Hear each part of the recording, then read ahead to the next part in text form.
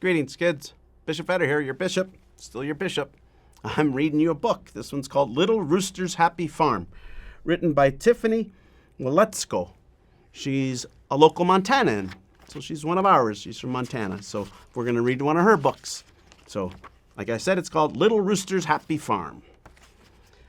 In a warm and cozy coop on a quiet little farm, a tiny bantam rooster kept his hens safe from harm. And in the very early morning, as the sun began to rise, that little fancy rooster woke his flock with his cries. From his coop, the rooster strutted with tall tail and bright red comb and flew up on the barn. The farm animals called home. Cock-a-doodle-doo, he crowed from his perch atop that barn, and began the busy day on his happy little farm.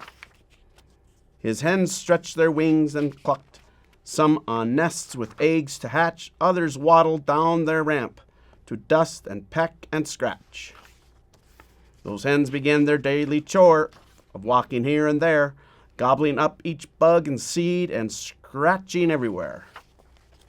Their chicks all gathered round the hens, each darting toward its mother, and tried their best to act grown up while peeping to each other. When the chicks were tired out, they'll hop and slip and slide up onto their mom's back to cozy in and ride.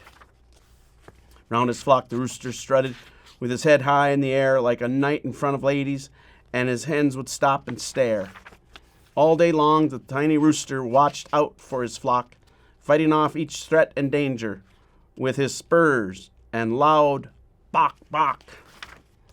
And when the sun began to set and night was soon to fall, that tiny little rooster would again begin to call. His hens and chicks would hear him and know that it was time to head back to their cozy coop and roost for the night. And that little fancy rooster would follow them all in and rest up for another's day of watching out for them. The end. It's a good book.